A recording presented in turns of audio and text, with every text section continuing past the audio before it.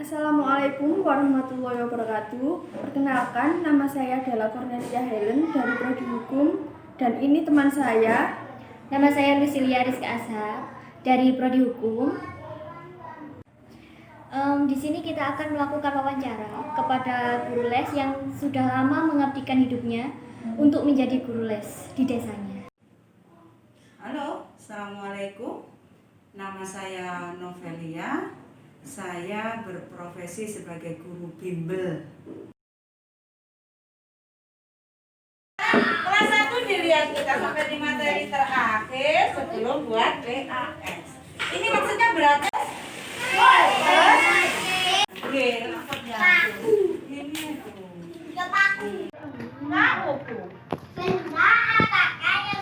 Gantian sayang, ayo Happy, dibaca nomor 2.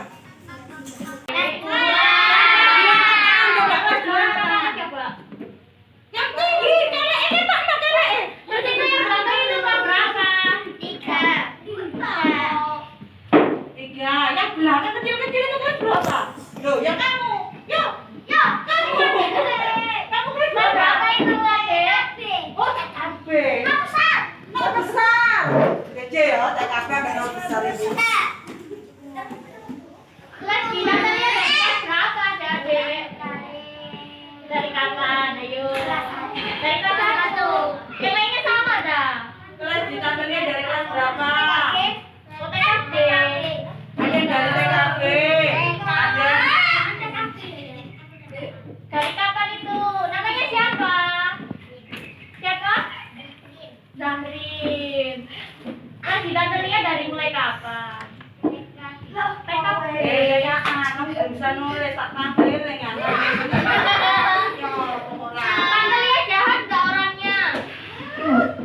Tandelia jahat nggak orangnya? Enggak. Suka dimarahin nggak? Pernah dipukul nggak sama Tandelia? Aku aja yang dipukul. Ya, berarti Tandelia ya. Cara ini Aren, aku aja dipukul. Baik hati ya, berarti Tandelia ya. Suka nggak les di Tandelia? Suka. Kenapa kok suka? Ayo, kenapa kok suka? Cinta. Kenapa orangnya cantik, Tas? Cantik nggak? Cantik. Loh, enggak. Enggak. Enggak cantik, Tas. Baik nggak orangnya? Baik. Kalau les di Tandelia berapa sih bayarnya? Dari 2.000 dapat uang dari mana? Orang tua atau tabungan sendiri? Ayo, Orang bayarnya. tua.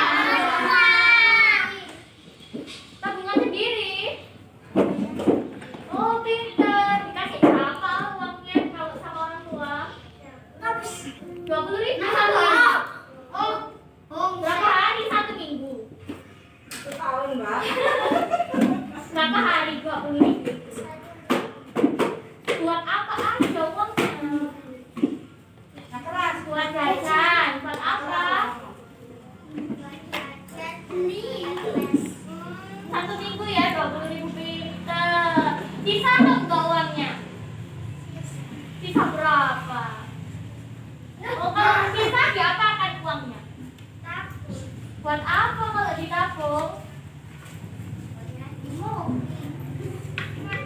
Buat apa?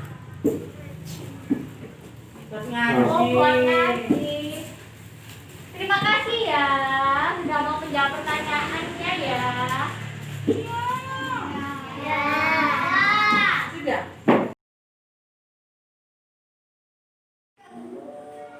Oke, jadi kita sekarang sudah bersama dengan Tante Lia dan kita akan sedikit bertanya tentang beberapa hal. Sudah berapa lama Tante Lia menjadi guru les? Kalau jadi guru lesnya mungkin sejak tahun 2005. 2005 berarti 15 tahunan mungkin. 15 tahun. Apakah menjadi guru les itu cita-cita Tante Lia sejak awal? Kalau bicara cita-cita, itu terjadi beberapa kali perubahan sesuai dengan waktu. labil berarti. Bukan masalah labil. Dulu waktu masih idealis, masih pertama kali lulus, karena dari sarjana ekonomi, jelasnya kepingin kerja di perusahaan besar. Dan itu sudah tercapai, kerja di perusahaan penerbitan 5 tahun dengan posisi terakhir sebagai supervisor sirkulasi. Setelah itu saya memutuskan keluar karena harus dipindahkan ke Jakarta, saya tidak mau. Terus 1 tahun saya habiskan untuk menjadi seorang guru, karena menjadi guru dan mengajari orang itu rasanya passion yang terpendam. Saya menjadi guru SMA di sebuah sekolah swasta 1 tahun, tapi saya putuskan untuk keluar karena saya tidak suka dengan sistem sekolah tersebut. Dan akhirnya dengan suatu ketidaksengajaan saya menjadi seorang guru les. Ini seiring berjalannya waktu sempat beberapa kali tergoda untuk kembali lagi bekerja di perusahaan, tapi semakin kesini, mungkin sudah garis Allah, semakin kesini saya semakin menikmati buat profesi ini. Walaupun secara materi mungkin tidak menjanjikan hal yang besar, tapi ada banyak hal yang saya temukan di profesi ini. Kan dari pengalamannya Tante Lia tadi kan sudah berpengalaman sekali dalam dunia pekerjaan. Kenapa masih mau konsisten menjadi guru les yang gajinya pun kan ya tahu sendiri kan berapa gajinya seorang guru les? Mungkin saya ini orang yang idealis. Saya sudah mengalami banyak peristiwa kehidupan, ya. Saya sudah melihat banyak kehidupan yang up and down, dan saya menemukan kedamaian di sini. Itu alasan yang pertama. Menjadi seorang guru les membawa saya ke kedamaian itu. Yang kedua, saya suka anak-anak. Bergaul dengan mereka itu something gitu. Saya juga suka bergaul sama remaja. Suka banget. Itu alasan yang kedua. Alasan yang ketiga mungkin karena saya suka belajar. Hanya dengan menjadi seorang guru les yang harus bisa semua ilmu pengetahuan, maka saya betul-betul bisa belajar. Harus terus mengupgrade diri. Kalau profesi lain mungkin enggak ya.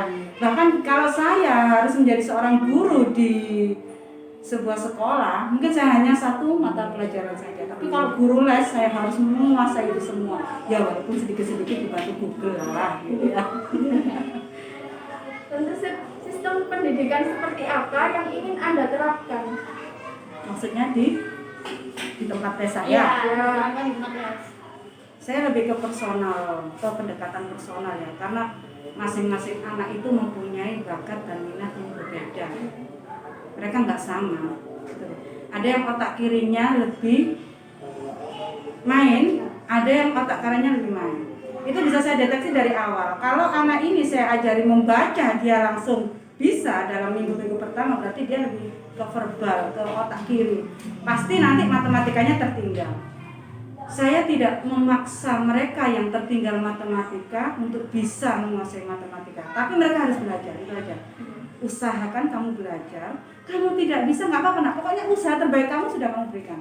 Saya lebih suka ke personal itunya. Jadi saya nggak ada yang sampai kelas 6 saya ajari perkalian itu tidak bisa. Tapi saya nggak lelah. Saya nggak putus asa. Itu mungkin tidak bisa dicapai oleh kalau saya mengabdikan diri di sekolah formal. Karena apa? Karena saya dikejar kurikulum. Tapi kalau di sini di tempat saya sendiri, saya punya kurikulum sendiri walaupun saya sesuaikan sama kurikulum sekolah. Saya mengajari mereka sesuai kondisi mereka. Kalau mereka memang bagusnya di penalaran, saya kejar penalarannya. Matematika tetap mengiringi karena ada basic ilmu yang dia harus bisa, tapi penalarannya saya mantapkan. Ayo kamu pintar ngarang, ayo sekarang mengarang ini. Ayo kamu, jadi memancing itu mungkin tidak bisa dilakukan oleh guru formal yang memang dituntut dengan kurikulum yang banyak ya. Kita ngerti kalau guru formal itu kan dikejar kurikulum. Kalau saya mungkin lebih santainya di sini. Lebih ke personal. Anak-anak yang lebih personal. Menurut Anda, apakah pendidikan di Indonesia ini sudah sesuai dengan nilai-nilai Pancasila? Kurikulumnya mungkin sudah, tapi penerapannya, cara guru menyampaikannya mungkin belum. Kalau kurikulum itu bikin seideal mungkin. Tapi untuk menjelaskannya atau menyampaikannya ke para murid itu kadang tergantung interpretasi guru masing-masing. Kadang disitulah mislingnya itu di situ. Kadang guru ada yang, ayo nak, kalau saya itu sangat ingin meniru pendidikannya orang Jepang. Jadi orang Jepang itu budi pekerti dulu yang didulukan. Kalau ilmu itu gampang, budi pekerti dulu, akhlakmu dulu, perilakumu dulu sudah bagus, baru ilmumu bisa masuk. Kalau di Indonesia kan enggak. Memang kita harus paham ya, watak masing-masing negara itu berbeda gitu. Jadi kalau orang Indonesia itu mungkin karena sudah dari sananya, feodalnya itu sudah kelamaan, jadi kita ya harus paham itu. Jadi kalau dari kurikulum iya sudah ideal, tapi kalau dari penyampaian guru, kadang ada guru yang mengajar PKN pun tidak tahu apa itu arti PKN, apa itu bagaimana cara menyampaikan PKN tanpa hanya menghafalkan textbook loh. Ya kan? Kebanyakan guru kan textbooknya iya ini nilai kebatinan dari suasana proklamasi apa. Tapi apakah guru itu bisa membawa murid ke nilai kebatinan itu yang dituntut sebetulnya, bukan textbooknya. Kalau textbooknya gampang, kita hafalkan semalam hafal. Tapi penerapannya yang sulit. Bagaimana upaya Anda dalam meningkatkan pemahaman Pancasila pada generasi muda, khususnya murid Anda?